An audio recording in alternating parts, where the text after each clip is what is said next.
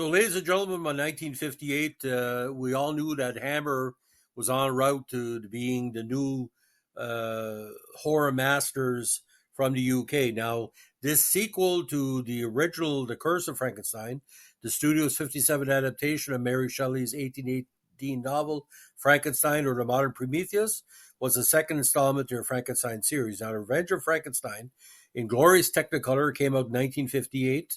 Directed by Terence Fisher, the film stars Peter Cushing, Francis Matthews, Michael Gwynn, and Eunice Gayson. In the States, it was released in June '58 with The Curse of the Demon on the lower half of the double bill.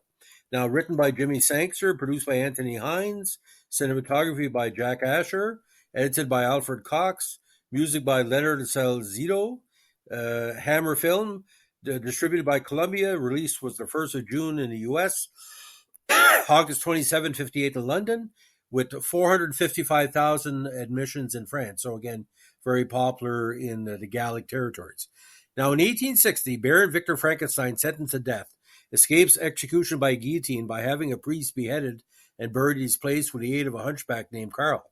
3 years later, Victor, now going by the alias Dr. Stein, has become a successful physician in Carlsbrook, catering to the wealthy while also attending to the poor in a pauper's hospital.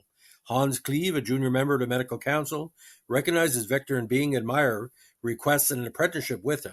Together with Karl, Victor and Hans continue the Baron's experiment, translating a living brain into a new body, one that is not a crude, cobbled-together creature. The deformed Karl is more than willing to volunteer his brain, thereby gaining a healthy body, particularly after meeting Margaret, the lovely new assistant at the hospital. Now, the transplant succeeds, but when the excited Hans tells Karl that it would be a medical sensation, Karl panics and convinces Margaret to free him. Hans notes that the chimpanzee into which Victor had transplanted the brain of orangutan ate its mate and worries about Karl, but his concerns are brushed off by Victor.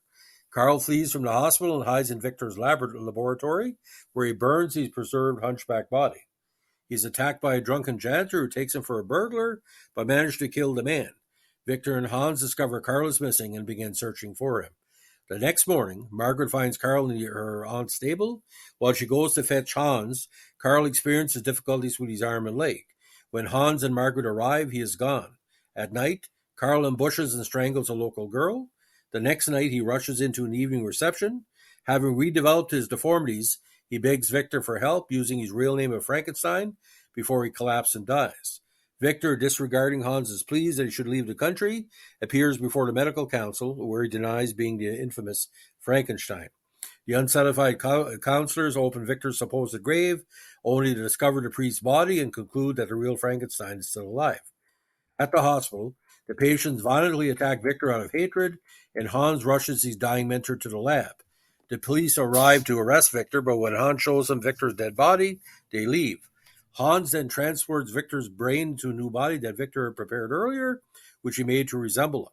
Sometime later in London, Hans assists Victor, now calling himself Dr. Frank, and welcoming some patients, and again setting it up for another sequel. Now, according to Sangster, James Carrasses pre-sold the film in America, taking a poster with him. When Carrasses returned, he approached Sangster with the project, asking him to write the sequel. Sangster responded, "I killed Baron Frankenstein in the first film." Sangster stated that Carrasses told him that he had 6 weeks to write the project before shooting started, that you'll think of something. The film was shot at Bray and production commenced on January 6, '58, 3 days after filming wrapped on Dracula, which likewise starred Cushing and was directed by Fisher. Conductor and composer Leonard Salzado was hired to write the score, and most of the regular Hammer crew returned to their roles, including Jack Asher, cinematographer, Bernard Robinson on design, and Phil Leakey on makeup. Now, 3 novelizations of the film were published. The first one was by Sangster, using the pen name of Uford Janes, was published by Panther in '58. The second was by John Burke as part of his 66-band book, The Hammer Horror Film Omnibus. A third novelization by Sean Hudson was published in March 2013. Now, Variety called The Revenge of Frankenstein a high-grade horror film with rich production values and a script that was well-plotted, people with interesting characters aided by good performances. Motion Picture Daily noted the horror picture turned out with a creative skill and imagination. The most notable contribution the Hammers have made to the genre is their stunning use of color for frightening effects. See, most of the Frankenstein movies that we're seeing up until this time were in what I call very, very muddy black and white, other than Frankenstein, the Bride, and Frankenstein. Now, when I talked about the hammers I made to the genre, the stunning use of color for frightening effects, and according to them as well, Hammer Films have demolished once and for all the theory that horror films should always be in black and white. Harrison Reports declared it a first-rate picture of its kind, and the Monthly Film Bulletin was negative, writing, a contrived plot and a notable lack of pace and imagination are responsible for the future of this failure of this lavish and painstaking production to be convincing even on the level of a horror film.